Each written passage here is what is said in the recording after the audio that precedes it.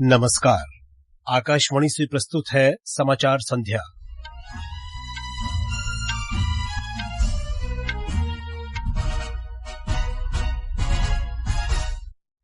विदेश मंत्री सुब्रमण्यम जयशंकर ने कहा, सामाजिक न्याय, समावेशी विकास और कानून के शासन का सिद्धांत सरकार की प्रमुख नीति है। सर्वोच्च न्यायालय से आबकारी नीति घोटाला मामले में जमानत मिलने के बाद दिल्ली के मुख्यमंत्री अरविंद केजरीवाल जेल से रिहा हुए। सरकार ने अंडमान निकोबार द्वीप समूह के पोर्ट ब्लेयर का नाम बदलकर श्री विजयपुरम रखने का निर्णय लिया।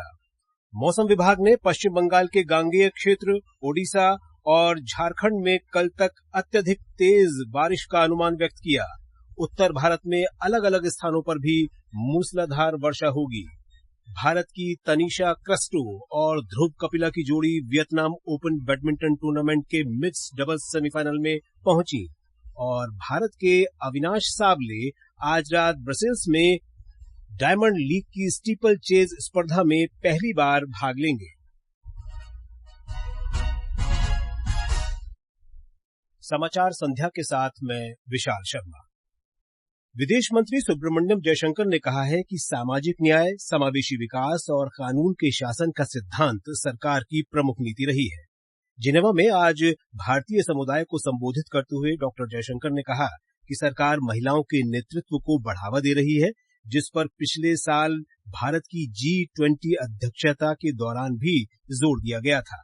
Modern India is also getting built brick by brick, step by step, building by building.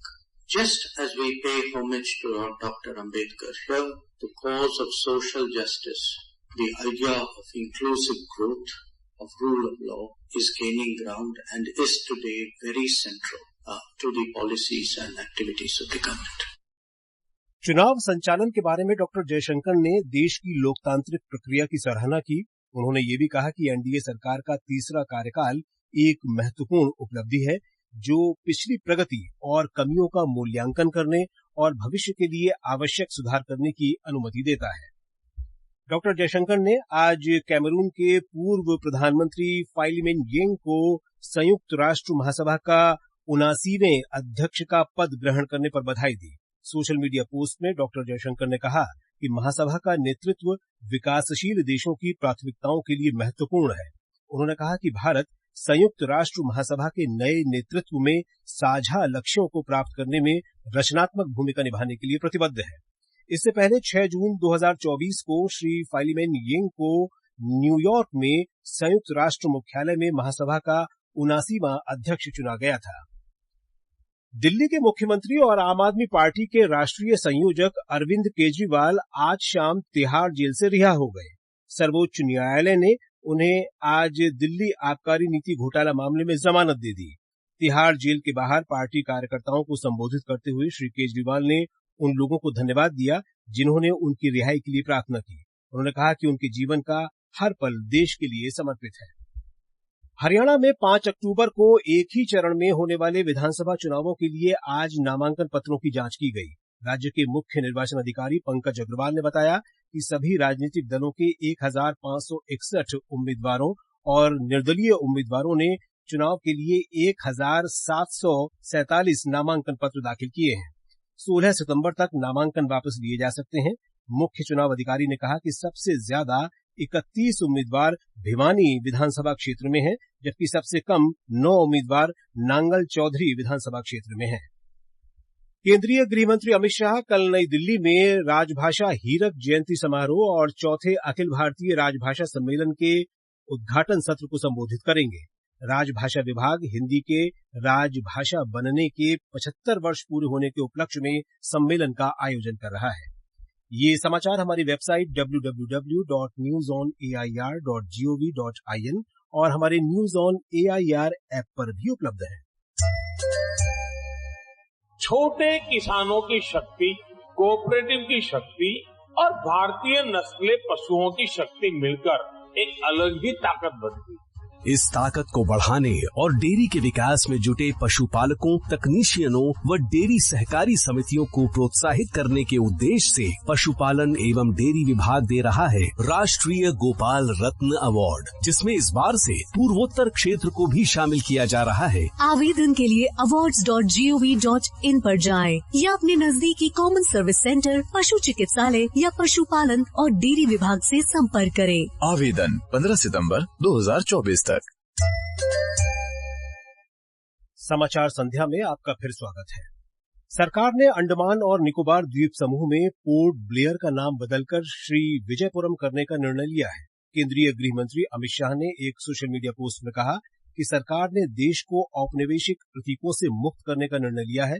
Shri Vijayapuram Bharat के स्वतंत्रता संग्राम में मिली जीत का प्रतीक है। उन्होंने कहा कि अंडमान और निकोबार द्वीप समूह का देश के स्वतंत्रता संग्राम और इतिहास में अद्वितीय स्थान है।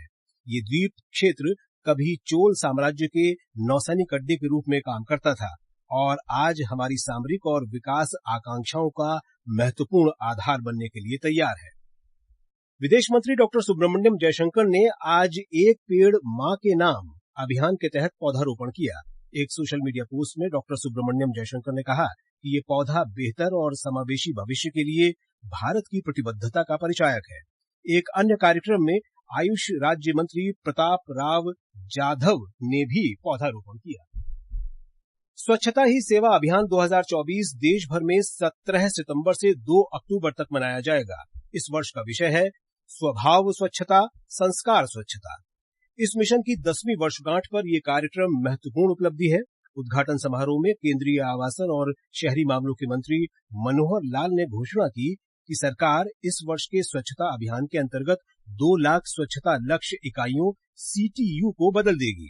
उन्होंने कहा कि स्वच्छता सुनिश्चित करने के लिए इन CTU स्थलों को जिला स्तर पर गैर सरकारी संगठनों और विभिन्न संस्थानों द्वारा अपनाया जाएगा।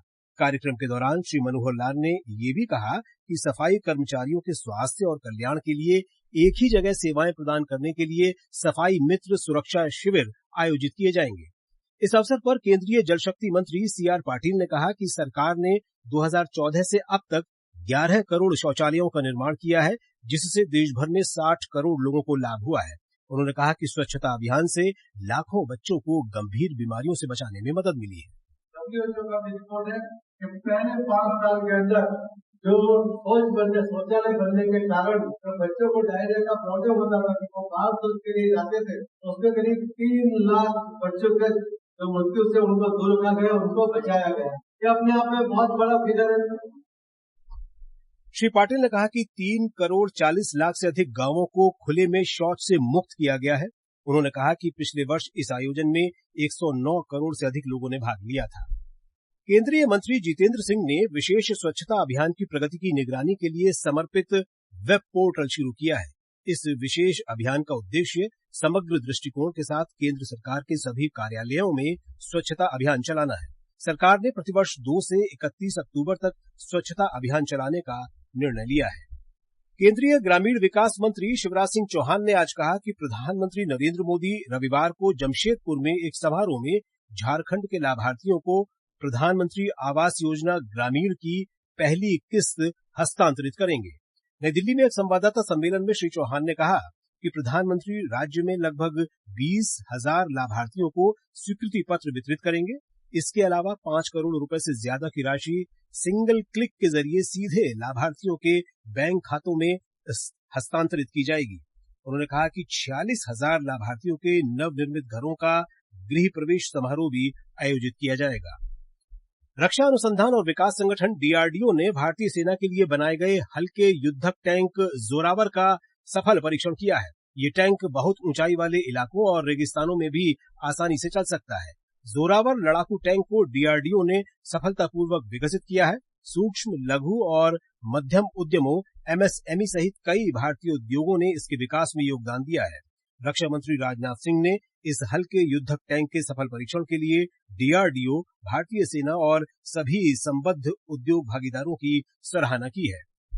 रक्षा मंत्री ने कम दूरी की सतह से हवा में मार करने वाली मिसाइल के सफल परीक्षण के लिए रक्षा अनुसंधान और विकास संगठन डीआरडीओ, भारतीय नौसेना और सभी हितधारकों की प्रशंसा की है। उन्होंने कहा कि आधुनिक प्रौद्योगिकी से सुसज्जित ये मिसाइल सशस्त्र बलों में और अधिक तकनीक को प्रोत्साहन देगी। ये समाचार आकाशवाणी से प्रसारित किए जा रहे हैं। ताजा समाचार जानने के लिए आप हमारे social media handle x@AIR News Hindi को फॉलो कर सकते हैं। भारतीय मौसम विभाग ने आज और कल पश्चिम बंगाल के गांगेय क्षेत्रों, ओडिशा और झारखंड में मूसलाधार वर्षा का अनुमान व्यक्त किया है। विभाग के अनुसार आज उत्तराखंड में भी अत्यधिक वर्षा की संभावना है। इस बीच आज पश्चिमी उत्तर प्रदेश, मिजोरम और त्रिपुरा में भी भारी वर्षा होगी। विभाग ने अगले 3-4 दिनों तक छत्तीसगढ़, अरुणाचल प्रदेश, असम, मेघालय, नागालैंड, मणिपुर और बिहार के कुछ हिस्सों में भारी बारिश की संभावना व्यक्त की है। मध्य प्रदेश में भारी वर्षा से अब राहत मिल गई है। मौसम विभाग के अनुसार 15 सितंबर तक भारी वर्षा की कोई संभावना नहीं है, लेकिन कुछ स्थानों पर वर्षा हो सकती है। मौसम विभाग के वैज्ञानिक अभिजीत चक्रवर्ती ने आकाशवाणी समाचार को बताया कि अगले 24 घंटों के लिए वर्षा की कोई चेतावनी जारी नहीं की गई है। पूरे एमपी में स्कैटर्ड रेनफॉल दर्ज किया गया पिछले 24 घंटे में। जो कल डिप्रेशन था वो फर्दर नॉर्थ वेस्टर्ली मूव करके अब नॉर्थ वेस्ट उत्तर प्रदेश के ऊपर बना हुआ है। इन सभी को देखते हुए क्योंकि सिस्टम अभी ऊपर की तरफ शिफ्ट कर गया है तो रेनफॉल जो है थोड़ा कमी देखी जाएगी। एमपी में मोस्टली जो आपको फ्यू स्कैटर्ड फॉर्मेट में ही रेनफॉल देखने को मिलेगा। ग्रेटर नोएडा के India expo centre and mart में आयोजित 3 दिन का सेमिकॉन इंडिया 2024 का आज समापन हो गया। एक रिपोर्ट। प्रधानमंत्री का दृष्टिकोण भारत को सेमीकंडक्टर डिजाइन, विनिर्माण और प्रौद्योगिकी विकास के लिए एक वैश्विक केंद्र के रूप में स्थापित करना है। इस दृष्टिकोण के अनुरूप सेमिकॉन इंडिया 2024 का आयोजन किया गया था। सम्मेलन में भारत की सेमीकंडक्टर रणनीति का प्रदर्शन किया गया, जिसमें भारत को सेमीकंडक्टर के लिए एक वैश्विक केंद्र बनाने की परिकल्पना की गई है। आकाशवाणी समाचार से बात करते हुए semiconductor equipment and materials international के अध्यक्ष और सेमी के मुख्य कार्यकारी अधिकारी अजीत मनोचा ने कहा कि सेमिकॉन इंडिया 2024 किसी भी देश में आयोजित सबसे सफल और सबसे बड़ा सेमिकॉन है। उन्होंने कहा कि सेमीकंडक्टर क्षेत्र के 100 से अधिक मुख्य कार्यकारी अधिकारियों ने इसमें भाग लिया। भारत गवर्नमेंट ने जो पॉलिसी अनाउंस करी है वो भी बड़ी महत्वपूर्ण है, क्योंकि बड़ा यूजफुल है कि फॉरेन कंट्रीज जो दूसरी कंपनी आकर यहाँ पर अपना यूनिट्स खोलेंगे। उसके नतीजा ये हुआ है कि हमने विद इन 2 साल में 5 यूनिट मैन्युफैक्चरिंग यूनिट अनाउंस हो चुके हैं। सम्मेलन में 250 से अधिक प्रदर्शकों और 150 वक्ताओं ने भाग लिया। अनुपम मिश्र, आकाशवाणी समाचार, ग्रेटर नोएडा। और अब कुछ खेल समाचार। भारत की तनिषा क्रिस्टो और ध्रुव कपिला की जोड़ी वियतनाम ओपन बैडमिंटन टूर्नामेंट के मिक्स्ड डबल्स सेमीफाइनल में पहुंच गई है। सेमीफाइनल में कल भारतीय जोड़ी का मुकाबला इंडोनेशिया के अदनाम मौलाना और इंदाह सारी जमील की जोड़ी से होगा। इससे पहले आज क्वार्टर फाइनल में तनिषा क्रिस्टो और ध्रुव कपिला की जोड़ी ने अपने ही देश के सतीश कुमार करुणाकरण और आद्या वरियाथ को 14-21, 21-10, 21-14 से पराजित किया। भारत के स्टीपल चेज धावक अविनाश साबले आज देर रात ब्रसेल्स में डायमंड लीग के पहले दिन अपनी चुनौती रखेंगे। अविनाश साबले पहली बार डायमंड लीग फाइनल में हिस्सा ले रहे हैं। अविनाश का मुकाबला इथियोपिया के सैमुअल पायरवू और गेटनेट तथा केनिया के अमोस सेरेम और अब्राहम किबिबोट के साथ होगा। वहीं पेरिस ओलंपिक के रजत पदक विजेता भाला फेंक खिलाड़ी नीरज चोपड़ा कल अपनी चुनौती पेश करेंगे। डीडी नेशनल अपनी 65वीं वर्षगांठ के अवसर पर दूरदर्शन पर विभिन्न मनोरंजक कार्यक्रम प्रस्तुत करेगा। 15 सितंबर 1959 को इस चैनल की स्थापना हुई थी। इसके बाद से राष्ट्र की आवाज के रूप में वह एकता, संस्कृति और शिक्षा को बढ़ावा देने वाले अनेक कार्यक्रम प्रस्तुत करता रहा है। सूचना और प्रसारण मंत्रालय ने कहा कि इस महत्वपूर्ण वर्षगांठ को मनाने के लिए डीडी नेशनल एक विशेष कार्यक्रम दिल से दूरदर्शन DD@65 प्रसारित करेगा। ये कार्यक्रम रविवार सवेरे 10 बजे प्रसारित किया जाएगा। और अब अंत में मुख्य समाचार एक बार फिर। विदेश मंत्री सुब्रमण्यम जयशंकर ने कहा, सामाजिक न्याय, समावेशी विकास और कानून के शासन का सिद्धांत सरकार की प्रमुख नीति है। सर्वोच्च न्यायालय से आबकारी नीति घोटाला मामले में जमानत मिलने के बाद दिल्ली के मुख्यमंत्री अरविंद केजरीवाल जेल से रिहा हुए। सरकार ने अंडमान निकोबार द्वीप समूह के पोर्ट ब्लेयर का नाम बदलकर श्री विजयपुरम रखने का निर्णय लिया।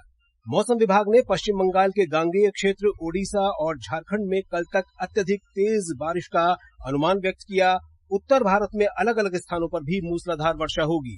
भारत की तनिषा क्रिस्टो और ध्रुव कपिला की जोड़ी वियतनाम ओपन बैडमिंटन टूर्नामेंट के मिक्स्ड डबल्स सेमीफाइनल में पहुंची और भारत के अविनाश सावले आज रात ब्रसेल्स में डायमंड लीग की स्टीपल चेज स्पर्धा में पहली बार भाग लेंगे।